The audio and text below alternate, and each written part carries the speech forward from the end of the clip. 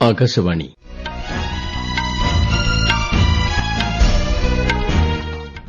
നമസ്കാരം. വാർത്തകൾ വായിക്കുന്നത് തുളസീദാസ് പരമേശ്വരൻ.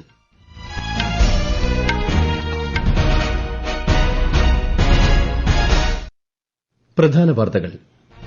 കേന്ദ്ര ആഭ്യന്തരമന്ത്രി അമിത്ഷാ ഇന്ന് അസമിൽ നിരവധി വികസന പദ്ധതികൾക്ക് തുടക്കം കുറിക്കും. കാനഡയുടെ പുതിയ പ്രധാനമന്ത്രിയായി മാർക്ക് കാർണി സത്യപ്രതിജ്ഞ ചെയ്തു.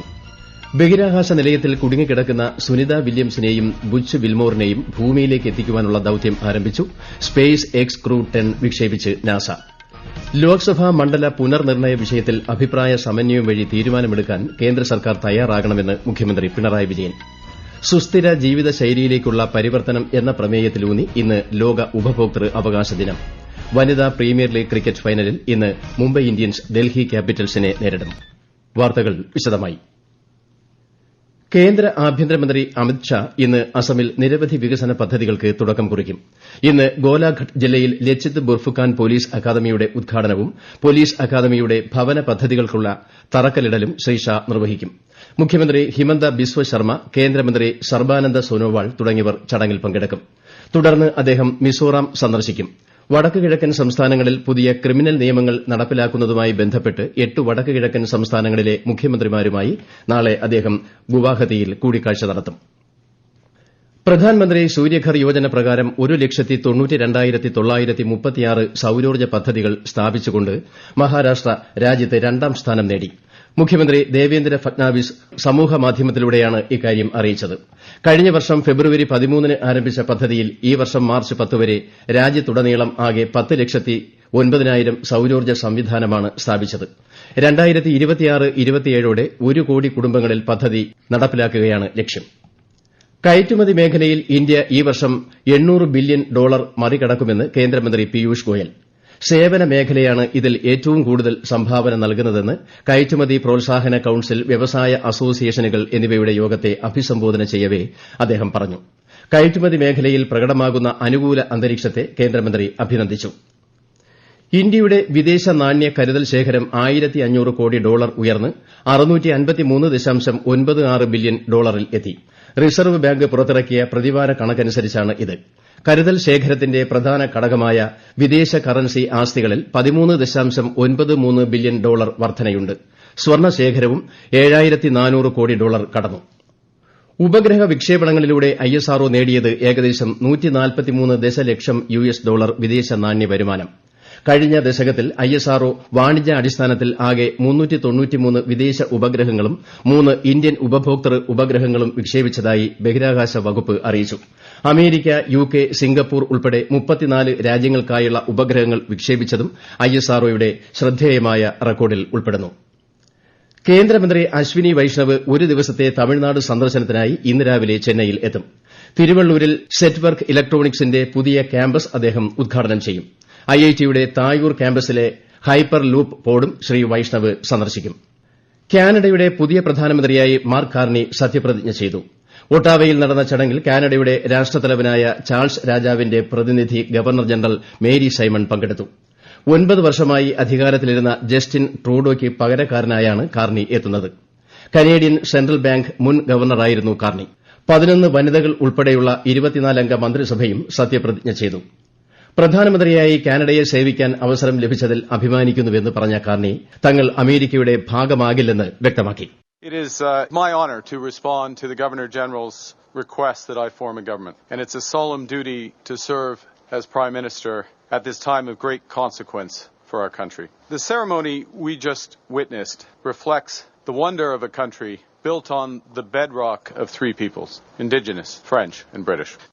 9 മാസമായി അന്താരാഷ്ട്ര ബഹിരാകാശ നിലയത്തിൽ കുടുങ്ങിക്കിടക്കുന്ന US ബഹിരാകാശ യാത്രികരായ സുനിത വില്യംസിനെയും ബുച്ച് വിൽമോറിനെയും തിരികെ ഭൂമിയിലേക്ക് എത്തിക്കാനുള്ള ദൌത്യം ആരംഭിച്ചു. സ്പേസ് എക്സും നാസയും സംയുക്തമായാണ് ദൌത്യം നടപ്പിലാക്കുന്നത്. ഇതിന്റെ ഭാഗമായി സ്പേസ് എക്സ് ക്രൂ 10 വിക്ഷേപിച്ചു. ഇന്ന് പുലർച്ചെ ഇന്ത്യൻ സമയം 4:33-ന് ഫ്ലോറിഡയിലെ കെനഡി സ്പേസ് സെന്ററിൽ നിന്നായിരുന്നു വിക്ഷേപണം. 4 ബഹിരാകാശ സഞ്ചാരികളാണ് ക്രൂ 10 പേടകത്തിൽ ഉള്ളത്. ഞായറാഴ്ച രാത്രി 9-ന് ക്രൂ 10 അന്താരാഷ്ട്ര ബഹിരാകാശ നിലയത്തിൽ ഡോക്ക് ചെയ്യും. ഈ വാർത്തകൾ ആകാശവാണിയിൽ നിന്ന്. ആകാശവാണി വാർത്തകളും വാർത്താ അധിഷ്ഠിത പരിപാടികളും All India Radio news Thiruvananthapuram YouTube ചാനലിലും at All India Radio news Thiruvananthapuram Facebook പേജിലും AIR ന്യൂസ് _ തിരുവനന്തപുരം ഇൻസ്റ്റഗ്രാം അക്കൌണ്ടിലും at AIR news _ TVM X ഹാൻഡിലും ലഭ്യമാണ്. ലോക്സഭാ മണ്ഡല പുനർനിർണയ വിഷയത്തിൽ അഭിപ്രായ സമന്വയം വഴി തീരുമാനമെടുക്കാൻ കേന്ദ്ര സർക്കാർ തയ്യാറാകണമെന്ന് മുഖ്യമന്ത്രി പിണറായി വിജയൻ.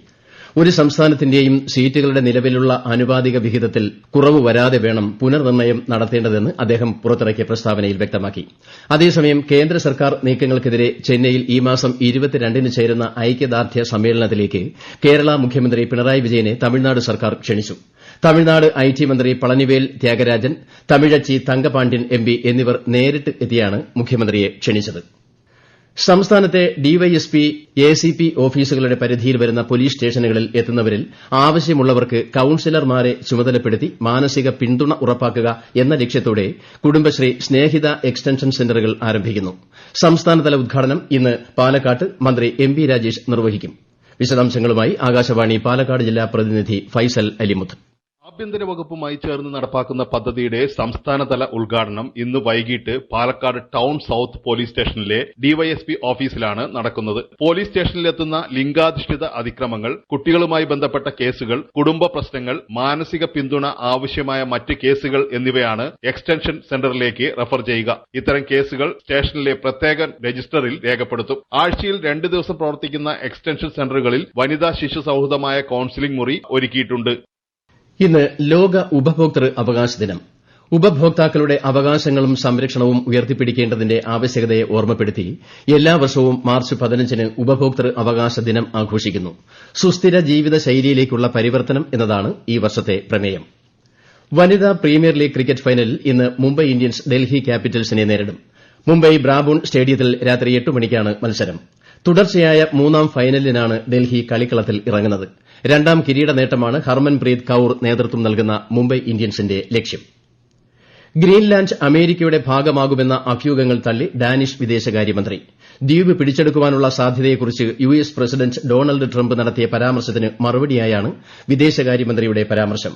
ഡെൻമാർക്കിന്റെ സ്വയംഭരണ പ്രദേശമായ ഗ്രീൻലാൻഡിൽ സമീപകാലത്ത് നടന്ന തിരഞ്ഞെടുപ്പ് അമേരിക്കയുടെ ഭാഗമാകുന്നതിന്റെ സൂചനയല്ലെന്നും ഡാനിഷ് വിദേശകാര്യമന്ത്രി വ്യക്തമാക്കി. റഷ്യ യുക്രൈൻ യുദ്ധം അവസാനിപ്പിക്കാൻ സാധ്യതയുണ്ടെന്ന് American president Donald Trump. Russian president Vladimir പുടിനുമായി ഇന്നലെ വിശദമായ ചർച്ചകൾ നടത്തിയതിനു ശേഷമാണ് ട്രംപിന്റെ ഈ പ്രസ്താവന. വെടിനിർത്തൽ സംബന്ധിച്ച് US പ്രതിനിധി സ്റ്റീവ് വിറ്റ്കോവ് ഇന്നലെ മോസ്കോയിൽ റഷ്യൻ പ്രസിഡന്റുമായി ചർച്ച നടത്തിയിരുന്നു. റഷ്യ യുക്രൈൻ വിഷയത്തിലെ നിരന്തര ഇടപെടലിന് പ്രധാനമന്ത്രി നരേന്ദ്രമോദി ഉൾപ്പെടെയുള്ള ലോക നേതാക്കൾക്ക് നന്ദി അറിയിച്ച് Russian president Vladimir Putin. Belarus president Alexander ലുകാഷെങ്കോയുമായുള്ള സംയുക്ത പത്രസമ്മേളനത്തിലാണ് പുടിൻ സമാധാനം പുനഃസ്ഥാപിക്കുവാനുള്ള ലോക നേതാക്കളുടെ ശ്രമങ്ങളെ പ്രശംസിച്ചത്. അതേസമയം റഷ്യ യുക്രൈൻ സംഘർഷത്തിൽ ഇന്ത്യയുടേത് നിഷ്പക്ഷ നിലപാടല്ലെന്നും ഇന്ത്യ സമാധാനത്തോടൊപ്പമാണെന്നും കഴിഞ്ഞ മാസം US പ്രസിഡന്റുമായുള്ള കൂടിക്കാഴ്ചയിൽ പ്രധാനമന്ത്രി നരേന്ദ്രമോദി വ്യക്തമാക്കിയിരുന്നു.